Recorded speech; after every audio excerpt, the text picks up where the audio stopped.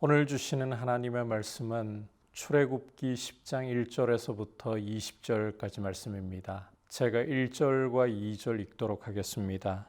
여호와께서 모세에게 이르시되 바로에게로 들어가라. 내가 그의 마음과 그의 신하들의 마음을 완강하게 함은 나의 표징을 그들 중에 보이기 위함이며 내게 내가 애굽에서 행한 일들 곧 내가 그들 가운데서 행한 표징을 내 아들과 내 자손의 귀에 전하기 위함이라. 너희는 내가 여호와인 줄을 알리라.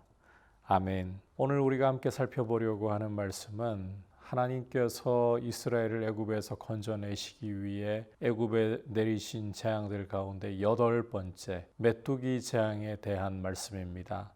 이 재앙을 내리시기에 앞서서 하나님께서는 1절과 2절에서 굉장히 중요한 말씀을 하십니다. 모세에게 바로에게로 들어가라고 하시면서 내가 그의 마음과 그의 신하들의 마음을 완강하게 함은 목적이 있다라고 하시는 거예요. 그 목적이 두 가지인데 첫 번째로는 나의 표징을 그들 중에 보이기 위함이며 바로와 온 애굽에 하나님의 표징을 보이는 것이 첫 번째 목적이다. 그리고 두 번째 목적은 하나님께서 애굽 가운데서 행한 이 모든 표징들을 내 아들과 내 자손의 귀에 전하기 위함이라. 이스라엘 자손에게 하나님이 행하신 일을 전해주시기 위함이다. 결국은 여호와께서 참 하나님이 되심을 보여주시고 온 천하에 하나님과 같은 분이 없음을 알게 하시기 위함이다. 이렇게 그 목적을 말씀하고 계십니다.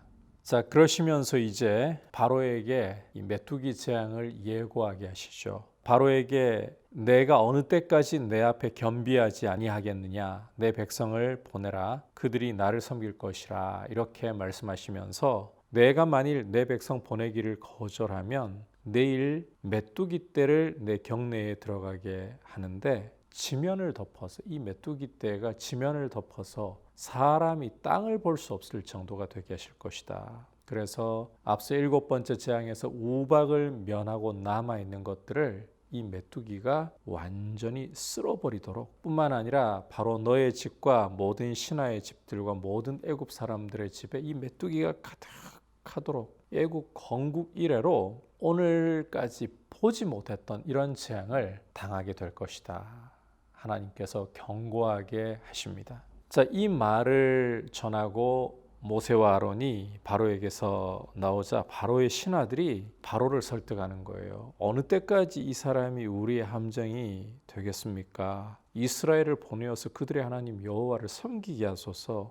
왕은 아직도 애굽이 망한 줄 알지 못하시나이까. 분명히 바로가 모세와 아론을 문전박대했기 때문에 이렇게 신하들이 바로를 설득하는 거겠죠. 그러니까 이제 이 바로 앞에 다시 모세와 아론이 불려오는데 바로가 어떻게 말하는가 하면 너희 하나님 여호와를 섬기러 갈 자가 누구냐. 그러니까 모세가 우리가 남녀노소와 양과 소를 다 데리고 나아가 여호와의 절기를 지킬 것입니다. 그러니까 바로는 내가 너희와 너희 어린아이들을 다 보내면 여호와가 너희와 함께함과 같으니라. 보라, 그것이 너희에게 나쁜 것이라 하면서 너희 장정만 가서 여호와를 섬기라. 그렇게 하고는 모세와 아론을 쫓아내버리는 겁니다. 자, 이제 하나님께서 이런 바로의 모습을 보시고는 모세에게 애굽 땅 위에 손을 내밀어서 메뚜기로 애굽 땅에 올라오게 하라. 우박에 상하지 아니한 모든 채소를 먹어치우게 하라. 그리고는 동풍을 일으켜서 온 낮과 온 밤에 불게 하심으로 이 동풍이 메뚜기 떼를 애굽 땅에 들인 겁니다. 그래서 애굽 온 땅이 메뚜기로 뒤덮이는데 15절을 보면 땅이 어둡게 될 정도로 하나님 말씀대로 사람들이 지면을 볼 수 없을 정도로 메뚜기가 뒤덮여서 우박에 상하지 않고 남아있던 푸른 채소이든 나무이든 다 먹어치워 버리는 겁니다. 상황이 이렇게 되니까 바로가 비상이 걸렸습니다. 급히 모세와 아론을 불러서 내가 너희 하나님 여호와와 너희에게 죄를 지었다 이렇게 말하면서 이번만 내 죄 용서하고 너희 하나님께 구해서 이 죽음만은 내게서 떠나게 하라. 그래서 모세와 아론이 바로에게서 나가서 하나님께 구하는데 이제 하나님께서 서풍이 불어서 온 메뚜기 떼를 다 홍해로 몰아넣으셔서 애굽 땅에 메뚜기가 하나도 남지 않았다 이렇게 말씀을 하고 있죠. 주목할 것은 바로가 이 재앙이 물러간 것을 보자 마음이 완악해졌어요. 또 또 마음이 완악해졌어요. 그런데 20절을 보시면 여호와께서 바로의 마음을 완악하게 하셨다. 그래서 완악해져서 이스라엘을 보내지 않게 되었다라는 것입니다. 우리가 오늘 말씀에서 주목해 볼 것은 이 바로의 마음이 완악해지는 것이 하나님께서 주장하고 계시는 일이라는 사실을 보아야 합니다. 자, 그러면 하나님께서 멀쩡하던 사람 완악하게 만들어서 멸망시키려고 하시는 것인가? 그렇지 않습니다. 이 바로가 처음에는 하나님 앞에 스스로 완악했었죠.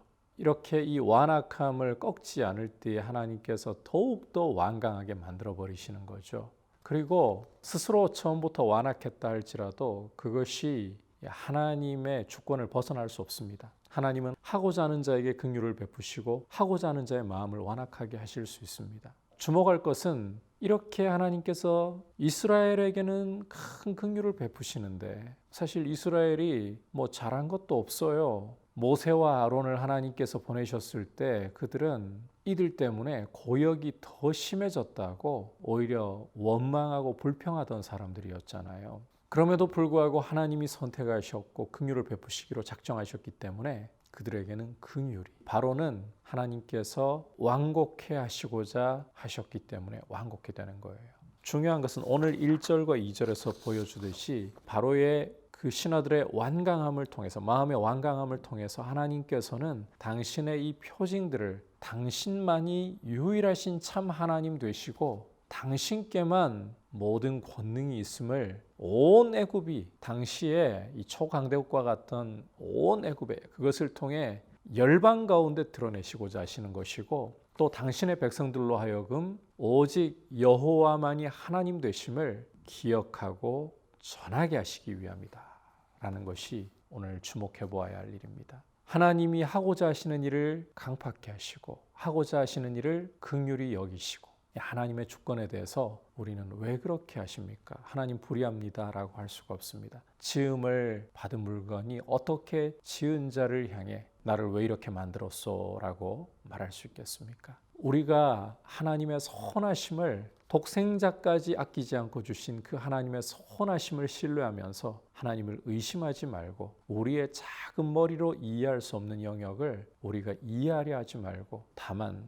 나에게 긍휼 베풀어 주시고 예수님을 믿게 해주신 이 은혜를 오히려 감사할 수 있는, 그리고 하나님께서 말씀으로 바로를 완강하게 하심으로 당신의 큰 영광과 능력을 드러내셔서 하나님이심을 알게 하시고자 하신다면 그 앞에 겸손하게 우리도 받아들일 수 있는 귀한 은혜가 있기를 축복합니다. 아울러서 이 메뚜기 재앙을 통해서 보지만 하나님께서는 하고자 하신다면 강력한 동풍을 불어서 메뚜기 떼를 들이게 하실 수도 있고, 반대로 강력한 서풍을 불어서 메뚜기 떼를 홍해로 완전히 다 수장시켜 버리실 수도 있고, 하나님 앞에 불가능한 것이 없습니다. 당시에 애굽이 신들이라고 섬겼던 이 나일강을 비롯해서 온갖 종류의 신들, 그게 다 이 자연과 관련되어 있잖아요. 그런데 하나님께서 이 애굽에 재앙을 내리시면서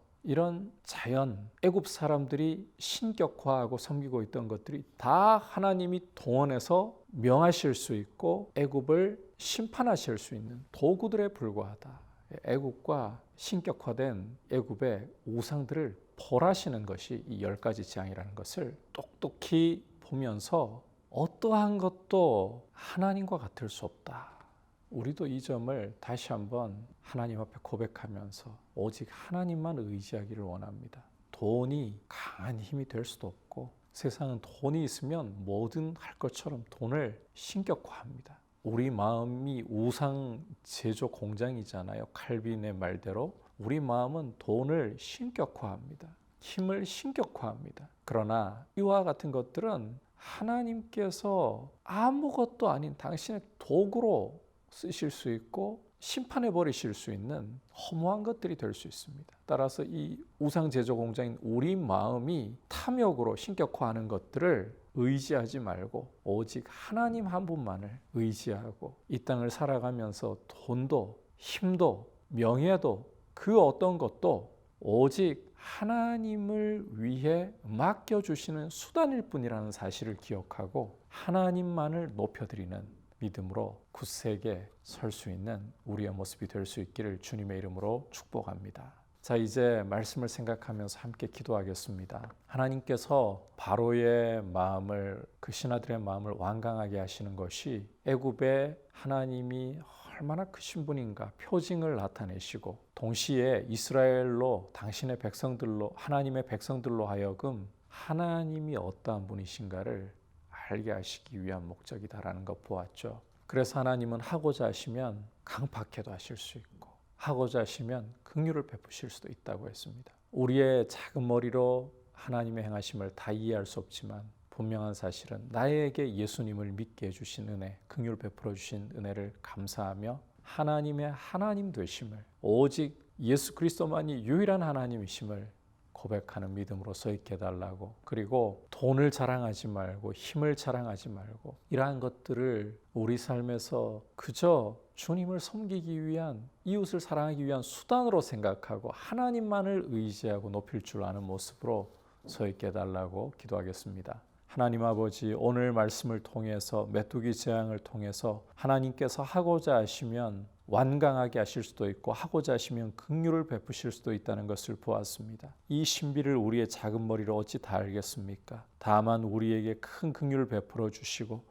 독생자 주시기까지 우리를 사랑하시는 자비로우시고 선하신 하나님 아버지를 믿음으로 바라보며 신뢰하며 사랑하게 하여 주옵소서. 그리고 돈이나 힘이나 명예나 그 어떤 것도 주님을 높이고 이웃을 사랑하게 하시려고 맡겨주신 수단일 뿐이라는 것을 잊어버리지 말고, 오직 하나님만이 유일하신 참 하나님이시고 예수 그리스도만이 유일하신 참 하나님이시고 우리가 신뢰하고 우리가 자랑하고 우리가 믿어야 할 뿐임을 바라볼 수 있도록 주님 은혜 가운데 늘 탐욕에 빠지지 말고 겸손히 주님 따라가게 하여 주옵소서. 예수님의 이름으로 기도드립니다.